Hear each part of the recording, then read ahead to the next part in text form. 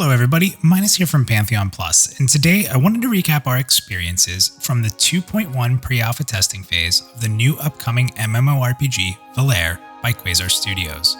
If you haven't watched our previous Valar content, check it out in the links below to get caught up on some of the basic fundamental strategies of the game, as in this video we will be covering the noticeable changes from pre-alpha 2.0 to 2.1 and recapping the experiences that we had. So let's get to it, shall we?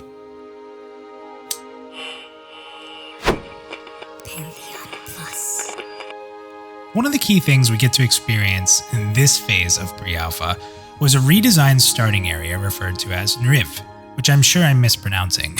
However, there was just so much change to this environment in what we had seen before, and these changes made for a better feeling world.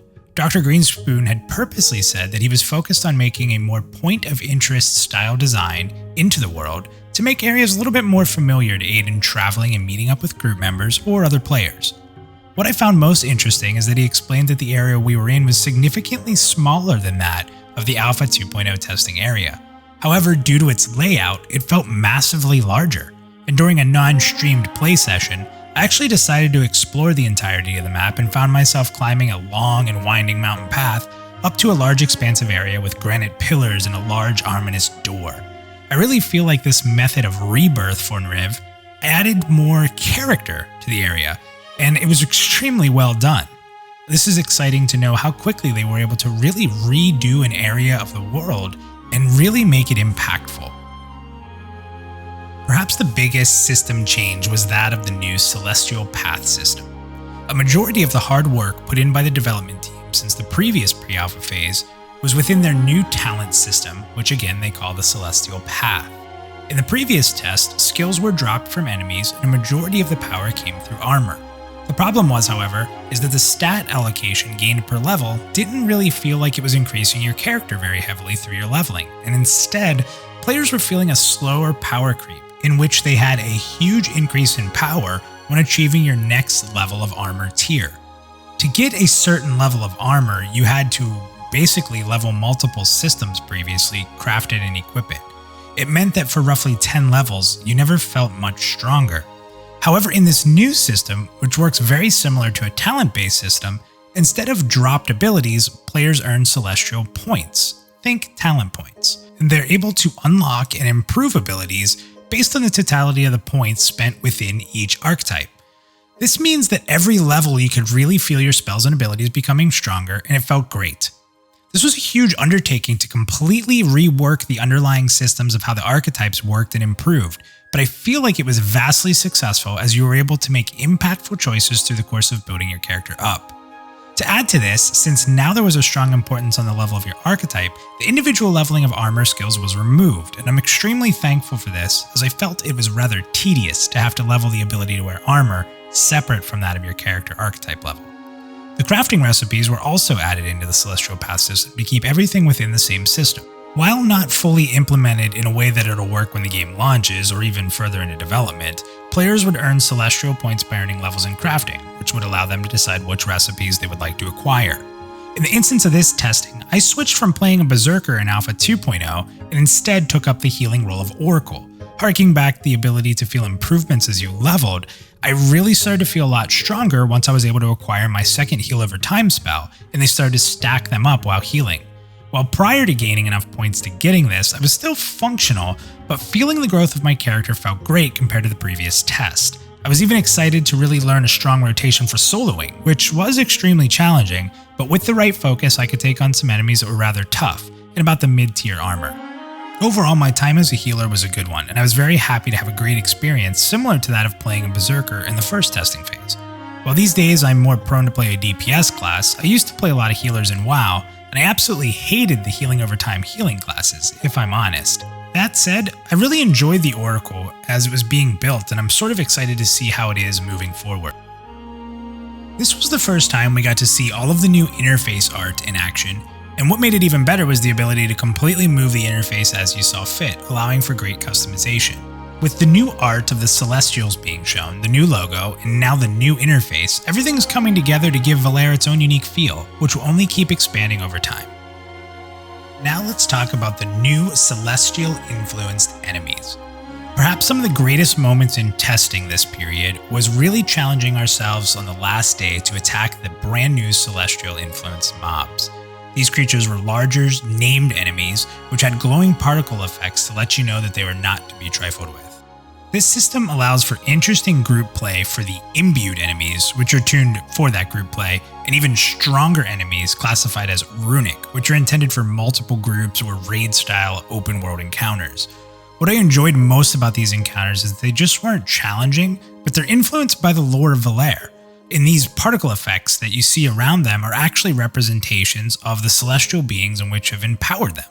These empowerments can change from area to area and add different challenges to the enemies depending on the influence.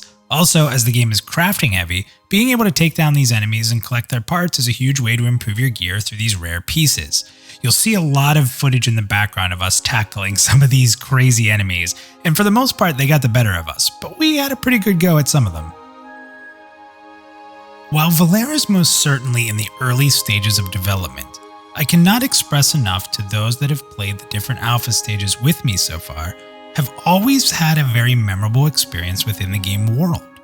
Theric and I have stated multiple times that we really look forward to getting into the world and seeing what has changed and what is being developed.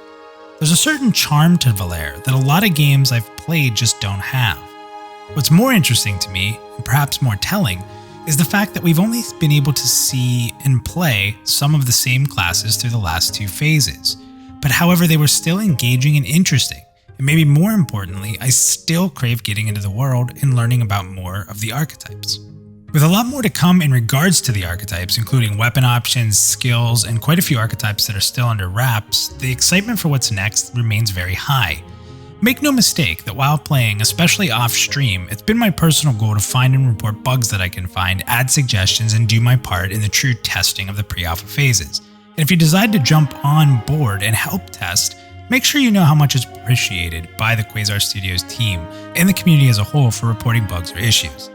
Lastly, one of the biggest takeaways from Valar is that the group play has been incredible. Even at this early stage, we've had the fortune of being able to group up with Dr. Greenspoon himself and gather up different group members from the Pantheon Plus and Valar community to take on some of the big baddies during testing. And it's always pretty hilarious what happens. We don't always win, but when we put the time in and try to strategize against these crazy foes, it's always a great time. From 2.0, which we put out an impressions video of last time as stated earlier, and now to 2.1, we've seen some massive effort on the behalf of Quazer Studios in just a small time frame. They've completely reworked how it feels to level, the area in which we test, added to the lore elements that make the world make sense, and cleaned up the interface in under a 2-month time frame. This to me is a signature element of the development of Valar, and I think that should entice the fans of the MMORPG genre, as they are quick to develop, quick to respond, and incredible with taking and implementing feedback. Being part of the community has been a blast, and doing even a little bit in helping bring Valar to life has been extremely rewarding. I'd also add that we saw little to no downtime during the testing phase, and this is while they were pushing out patches to address issues behind the scene constantly. While this may result sometimes in a server restart, it was almost instantaneous as much as logging in and out in order for the patch to be applied. The control this team has over their systems and the custom tools they've designed to develop Valar give them a huge advantage, even as a small development team. This bodes well for those that want to support the game, and something that will be a huge win for Quazer Studios through testing, release, and even onward. So what's next for Valar?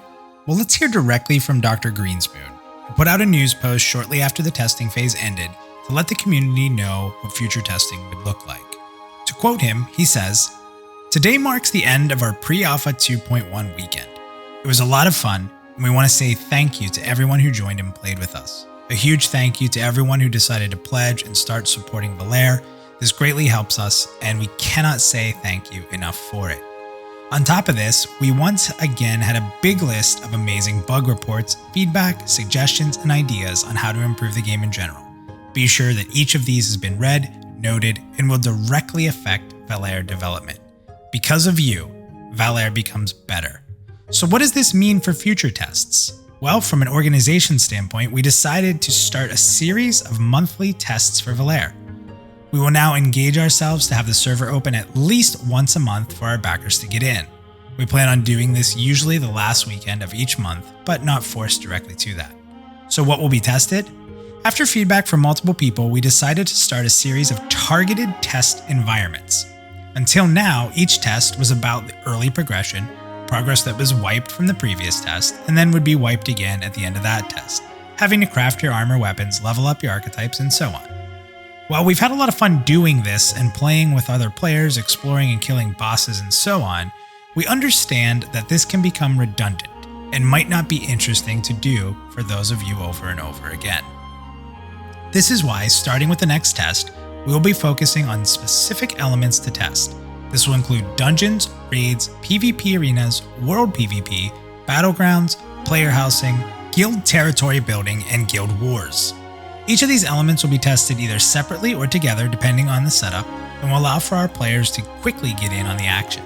We'll be providing a level up boost, allowing you to start at specific profession or archetype levels, and in most cases, we will also be providing gear from the vendors. In the future, we will from time to time have to go back to doing a more general type of test, where a lot of the systems are put together in one or multiple zones, allowing us to keep tweaking experience values to progress within your archetypes and professions, as this is very important to get right. But for the meantime, we will stay away from it and we will have fun with other things. We hope that you are excited about this, and that you like our approach to the future of Valar testing. Let us know on the forums or on Discord. And as always, thank you for being here with us, and we look forward to being Valar again with you very soon. Exciting things are coming for Valar and its future tests, and we hope that you'll consider supporting the game and joining us and helping bring it to life. Check the links below for our affiliate link, and let them know Pantheon Plus sent you. Until next time.